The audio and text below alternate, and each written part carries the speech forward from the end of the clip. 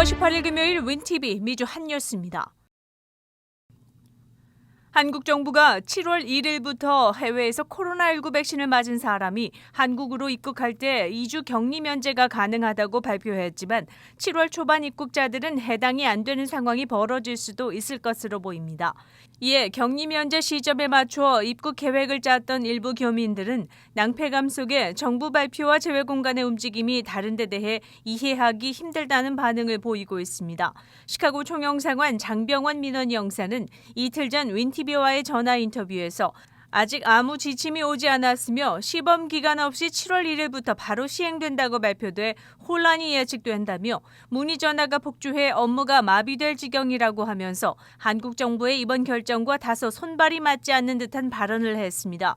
휴스턴의 한 동포는 사업상 한국에 꼭 갈 일이 있어 6월 30일 출발하는 비행기표를 끊어놓고 도착은 7월 1일이므로 문제없을 것이라며 기대를 갖고 총영사관을 찾았으나 아직 아무 지침이 오지 않았다는 답변에 크게 실망하고 아예 8월 말로 출국을 연기한 상태입니다.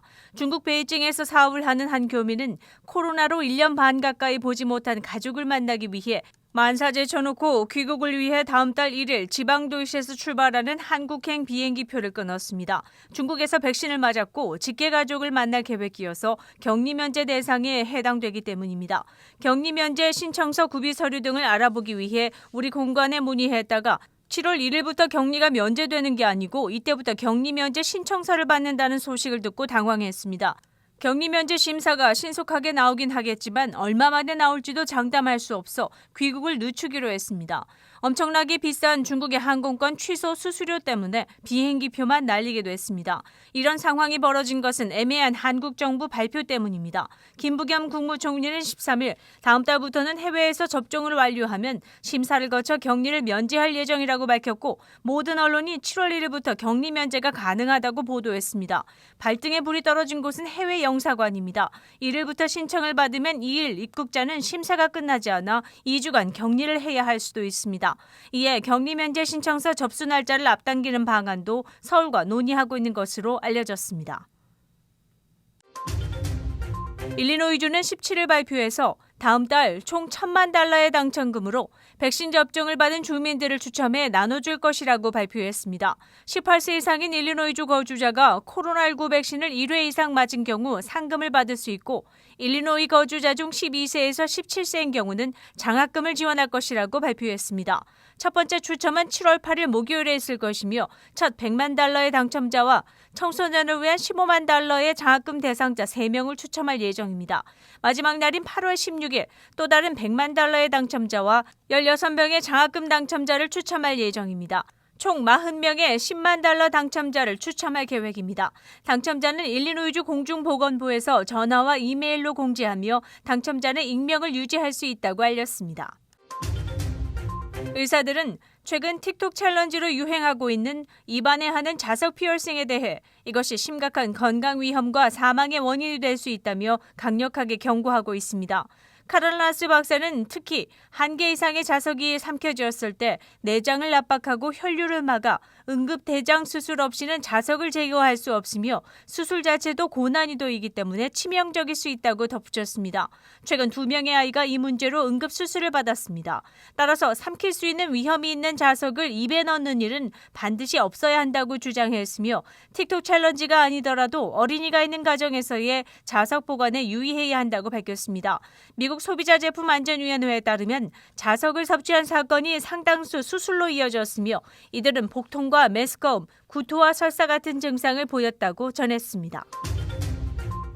3명의 중국 우주 비행사가 중국의 새로운 우주 정거장에 도착해 3개월간 머물 것으로 알려졌습니다. 그들이 탄 센주 12 우주선은 고비 사막 가장자리에 지육환 발사센터를 이륙한 지 약 6시간 뒤 정거장과 연결되었습니다. 중국은 구소련과 미국에 이어 승무원들을 우주로 발사한 세 번째 국가가 되었으며 2003년 이후 우주 14명을 배출했다고 알려졌습니다. 또 다른 3명의 승무원이 3개월 후 보급품과 함께 발사될 것이라고 전해졌습니다. 중국과 러시아는 이번 주에 2036년까지 진행되는 공동 국제 달기지 건설에 대한 계획을 발표했습니다. 일리노이 주지사 제이비 프리츠커는 17일 커브사이드 투표를 확대하고 우편 투표를 영구화할 수 있는 법안을 서명했습니다. 상원법안 A25는 선거 당국이 조기 투표 또는 선거일에 차량 안에서 신속한 투표를 가능하게 하는 선거 절차를 제시하며 다른 하나는 유권자가 언제든지 우편 투표를 간단히 선택할 수 있는 절차를 영구화하도록 합니다. 또한 선거 기간 동안 중앙 투표소를 설치해 모든 구역의 유권자들이 투표를 가능하게 할 방침입니다. 이 법안에 의하면 보안관이 카운티 교도소에 임시 투표 장소를 설정할 수 있도록 하며 구금됐지만 유죄 판결을 받지 않은 사람들이 이용할 수 있습니다. 시카고 기반의 미식 축구팀인 시카고 베어스는 17일 발표에서 과거 경마장으로 쓰였던 알링턴 파크의 인수 제안서를 제출했다고 발표했습니다. 따라서 알링턴 파크가 새로운 시카고 베어스의 스타디움이 될 가능성이 있다고 알렸습니다. 현재 제안을 제출한 구매자는 10명 정도로 알려졌습니다. 현재 알링턴 파크를 소유하고 있는 처치힐 다운스사는 지난 2월 부동산의 매각 계획을 발표했습니다. 시카고 베어스는 1970년까지 위그리필드에 있었으며 이후 현재의 솔저필드로 이동했고 2033년까지 임대돼 있습니다. 6월 18일 금요일 코로나19 현황입니다.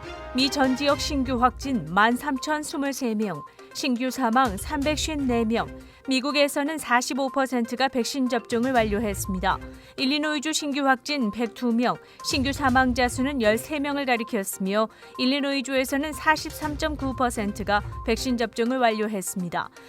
다음은 어제 기준 각 주의 신규 확진자와 신규 사망자 수입니다.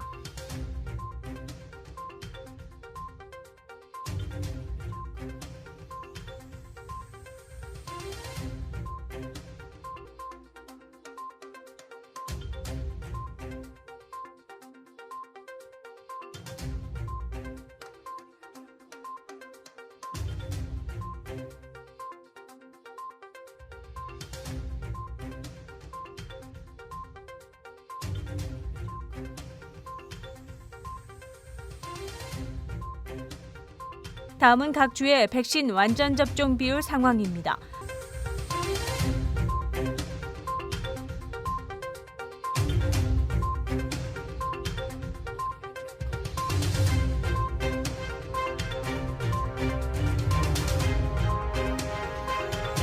코로나19 데이터 관련 자세한 내용은 시카고 토털닷컴을 통해 다시 볼 수 있습니다.